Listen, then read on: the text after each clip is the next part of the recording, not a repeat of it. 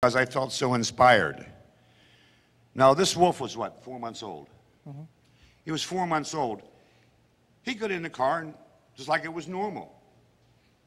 150 miles down the road, he stands up and looks at Duncan, looks at me, and I said, I think we better stop. He had to do his thing. He got back in the car. We drove on. We got to our destination. And I said, I thought to myself, this is a purebred wolf. And this woman had 2 little dogs, as I recall. Yeah, and a cat. And a cat. My wolf got along fine with them. Coming home. Thank you, Bart. I appreciate that.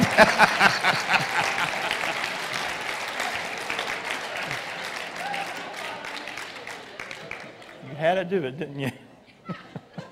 Well, I got a thing with dogs. Anyways, as we were coming home, we stopped at a well-known sandwich shop, and we got 2 burgers. 2 for Dunk, 2 for me, and 2 for the dog. You know what? My dog wouldn't eat them. He buried them in the seat. I found them the next day. So much for loving it, I guess. But I have had some amazing adventures with Dunk. Sitting in my living room, like it says in the interview, now stereo and things were turned off. They shouldn't make a noise, right? How about a loud pop that hurts your ears?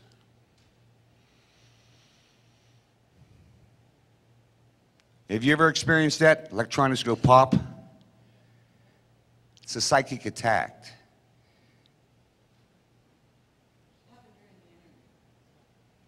You were there, you should know. Either your twin sister was there. I have a lot of fun with life. Things seem to be clear in here now, and if they're not, bring it on. Etnity, I'm ready for you. That's right. Let's take a couple of the other questions here, and you got 2 people. You can ask either one. Duncan has actually got a mic on him.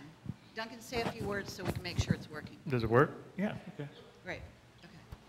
Okay, hi. I'm just wondering, if we were to look at X-ray photographs of your arm, your shoulder, and your head, do we see anything interesting in those? You would see metallic objects.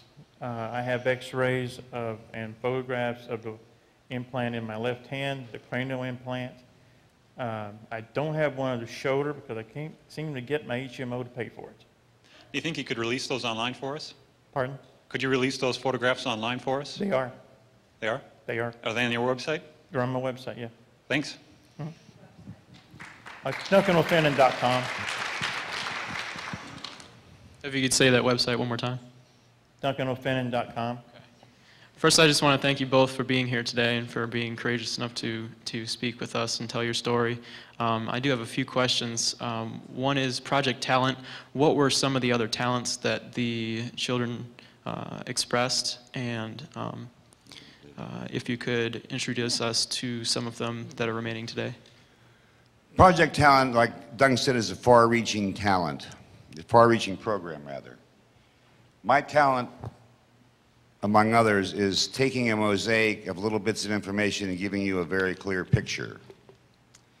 That was been brought home this weekend. There are people here that I was meant to meet. There's 3 in the back room right now. I wasn't taken for periods of time. I was taken for the summers. I was a summer school, so to speak.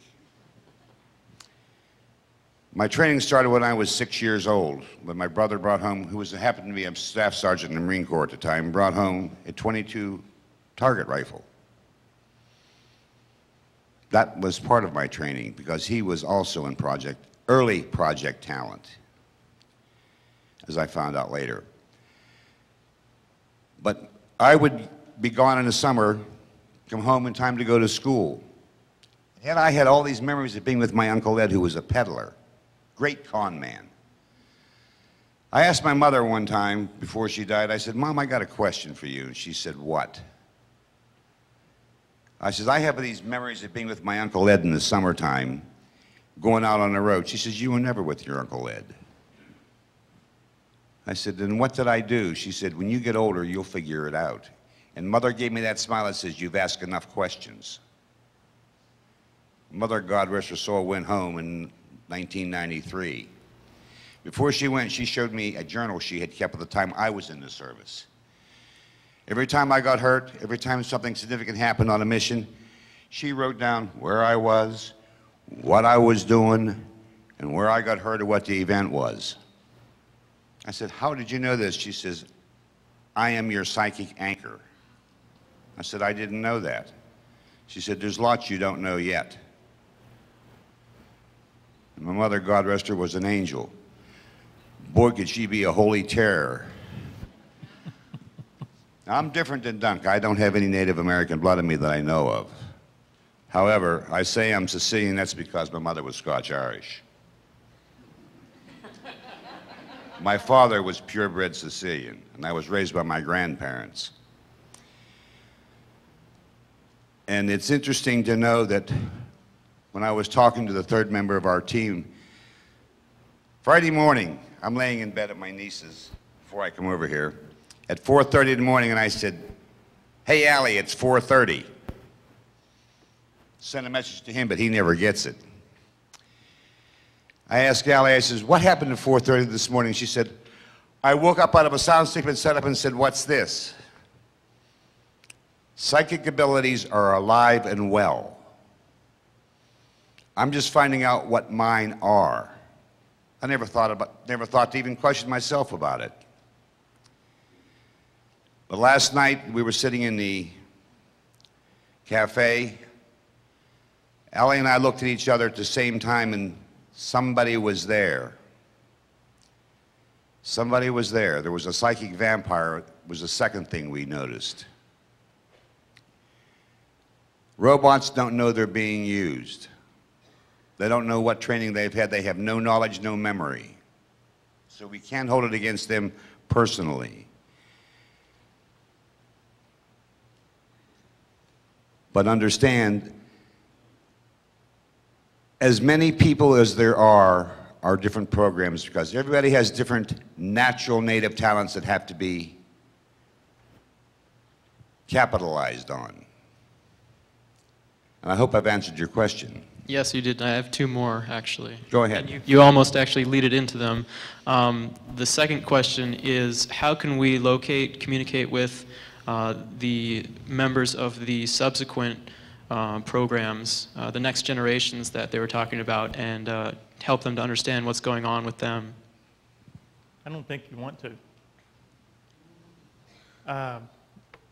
We are the way we are without explanation. We don't have one. As I said earlier, we were never supposed to retrieve our memories, at least not at this age. I helped Dave get his back. I got mine back due to an automobile accident. So I woke up early. The generation of people that are in this project today, which would be the fourth generation, geez, that is a very scary thought, to try to locate one of these guys and communicate and try to reason with that person if they're in an altar. We have some information about the fourth generation that I think, in the context of what you've told us, we should maybe say a few words about. These soldiers